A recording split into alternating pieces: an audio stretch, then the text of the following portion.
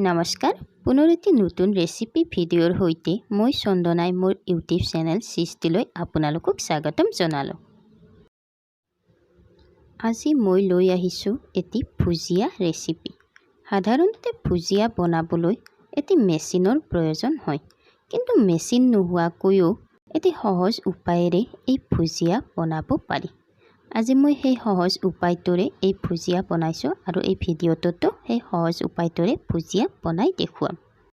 আৰু আজি মই এই ভিডিঅ'টোত ভুজিয়া বা ঠাৰি ভুজিয়াৰ এটা ৰেচিপি নহয় দুটা ৰেচিপিৰ বিষয়ে ক'ম, সেয়েহে ভিডিঅ'টো শেষলৈকে চাব। তেতিয়াহ'লে ভুজিয়া ৰেচিপিটো আৰম্ভ কৰোঁ। প্ৰথমতে মই এটা ডাঙৰ বাটিত আধা কাপৰ জোখাৰে ৰিফাইন অইল লৈছোঁ আৰু এতিয়া মই আধা কাপৰ জোখাৰে পানী দিছোঁ আৰু এই ৰিফাইন অইল আৰু পানীখিনি মই চামুচখনেৰে ভালদৰে মিহলাই ল'ম। চামুচখনেৰে এনেদৰে মিহলাই থাকোঁতে এইখিনি বগা হৈ পৰিব আৰু তেতিয়া এইখিনি মিহলোৱা হ'ব, এনেকুৱা হৈ পৰিব। আৰু এতিয়া মই আন এটা ডাঙৰ বাটিত প্ৰায় 150 গ্ৰামমান বেচন লৈছোঁ। এতিয়া মই প্ৰয়োজন অনুসৰি নিমখ দিছোঁ আৰু দিছোঁ ৰেড চিলি পাউডাৰ, জালুকৰ গুড়ি, জিৰা গুড়ি আৰু অকণমান গৰম মছলা। এইখিনি মই মিহলাই ল'ম আৰু এতিয়া মই ইয়াতে দিম অকণমান ছ'ডা একেবাৰে অকণমান দিব লাগে, বেছিকৈ দিব নালাগে। আৰু এতিয়া মই এই আটাইখিনি ভালদৰে মিহলাই ল'ম।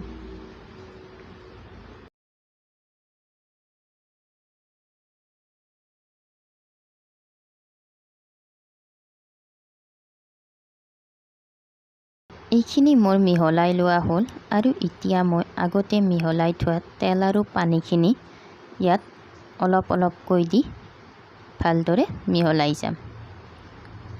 মই চামুচেৰে এইখিনি মিহলাই ল'ম। চামুচেৰে মিহলাব পাৰি।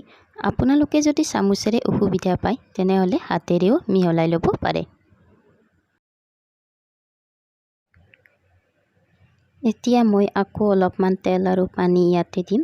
মই এনেদৰে অলপ অলপকৈ তেল আৰু পানী দি এইখিনি ভালদৰে মিহলাই ল'ম।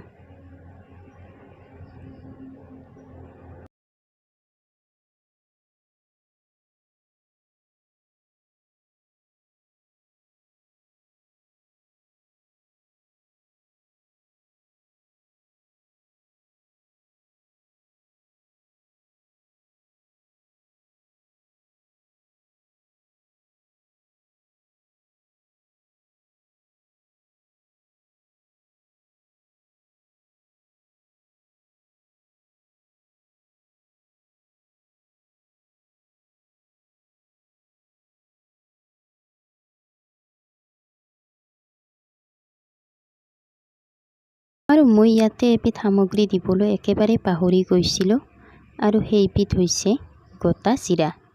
গোটা জিৰা এই মিশ্ৰণখিনিত দিবই লাগে, কিয়নো গোটা জিৰা যেতিয়া তেলত ভজা যায় তেতিয়া জিৰাৰ এটা ধুনীয়া গোন্ধ ওলায়।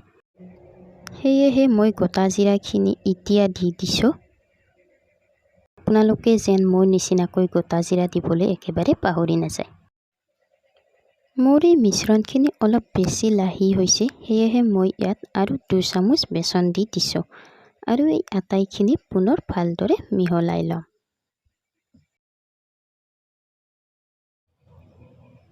এই মিশ্ৰণখিনি বহুত বেছি লাহিও হ'ব নালাগে আৰু বহুত বেছি ডাঠো নালাগে। মোৰ এতিয়া যেনেকুৱা হৈছে ঠিক তেনেকুৱা হ'লেই হয়। এয়া দেখিছে, এনেকুৱা হ'লেই হয়।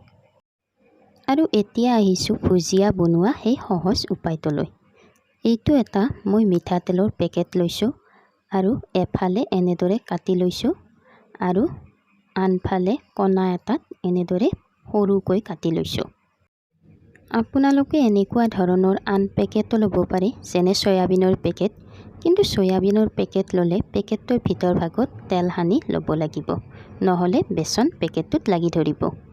বেচনখিনি উলিয়াবলৈ টান হ'ব। এতিয়া মই এই চামুচখনেৰে বেচন পেকেটটোত ভৰাম। মই পেকেটটোৰ তলৰ পিনে যিটো সৰু ফুটা কৰিছোঁ কোণাৰ পিনে, সেই কোণাটোত বেচনখিনি ভৰাই ল'ম। এনেদৰে চামুচখনেৰে বেচনখিনি ভৰাইছোঁ।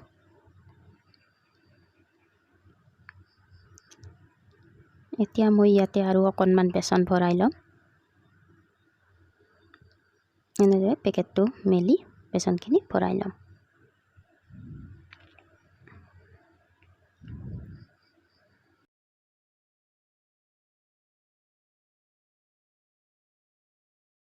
আৰু এতিয়া মই পেকেটৰ ওপৰৰখিনি এনেদৰে মুঠি মাৰি পেকেটটো ভালদৰে মেৰিয়াই ল'ম।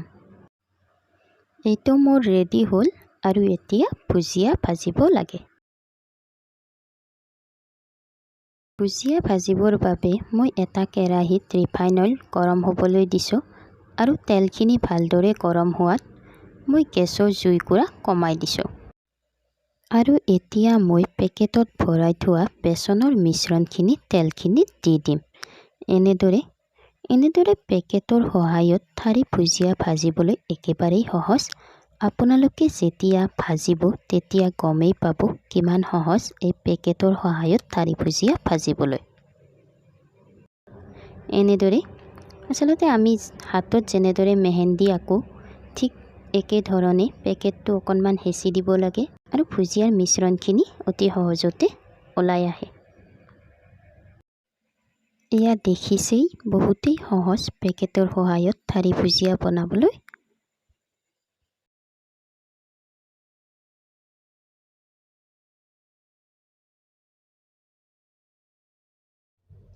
এয়া মোৰ এবাৰ দিয়া হৈ গ'ল আৰু এইখিনি অলপ সময় ভাজি থাকিম আৰু তাৰ পাছত ওলটাই দিম।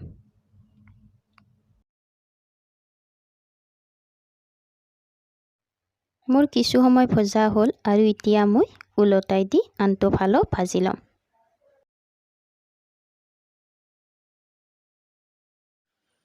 এনেদৰে মই 2-3 বাৰমান ওলটাই ভুজিয়াখিনি ভাজি ল'ম। ভুজিয়াখিনি ভাজিবলৈ বহুত বেছি সময় নালাগে, প্ৰায় 1.5-2 মিনিটমান সময় লাগে। প্ৰথমতে ভুজিয়াখিনি কম জুইতে ভাজি ল'ম আৰু পিছত অকণমান ৰঙচুৱা হোৱাত জুইকুৰা বঢ়াই দি প্ৰায় 20 ছেকেণ্ডমান সময় ভাজিলেই মোৰ ভুজিয়াখিনি ভজা হৈ যাব।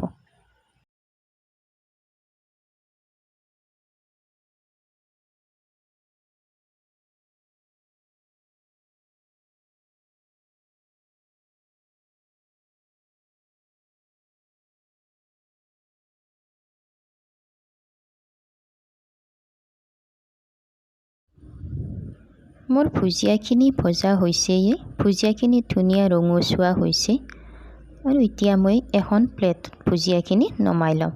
ভুজিয়াখিনিত যাতে অকণো তেল লাগি নাথাকে ঠিক তেনেদৰে মই ভুজিয়াখিনি নমাই ল'ম।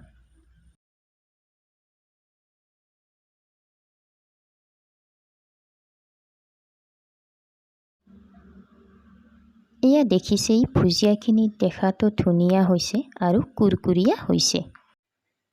এতিয়া মই আৰু এবাৰ ভুজিয়া ভাজি দেখুৱাম যাতে আপোনালোকে পেকেটেৰে ভুজিয়া কেনেদৰে ভাজিব লাগে ভালদৰে জানিব পাৰে।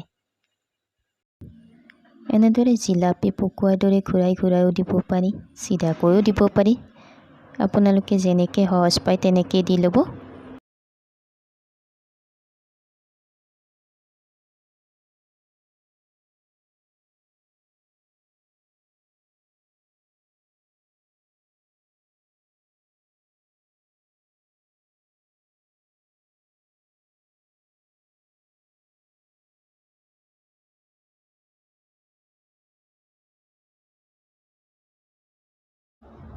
মই ভুজিয়াখিনি একেদৰে অলপ সময় ভাজি লৈছোঁ আৰু এতিয়া মই ভুজিয়াখিনি ওলটাই দিম আৰু এনেদৰেই মই 2-3 বাৰ ওলটাই ভুজিয়াখিনি একেধৰণে ভাজি ল'ম।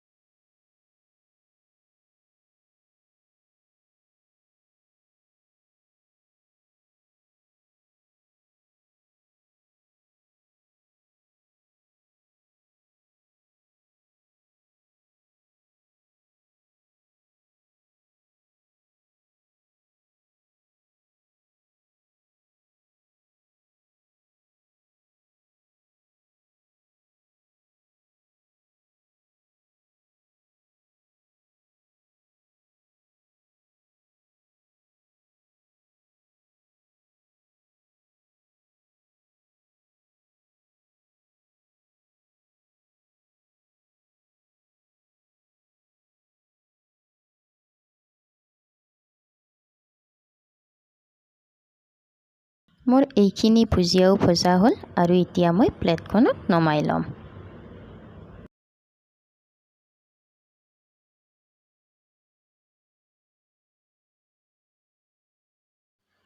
মোৰ আটাইখিনি ঠাৰি ভুজিয়া ভজা হ'ল আৰু আটাইখিনি ঠাৰি ভুজিয়া ভজা হোৱাৰ আগতেই আমি খালেও বহুত টেষ্টি হৈছে, কুৰকুৰীয়া হৈছে।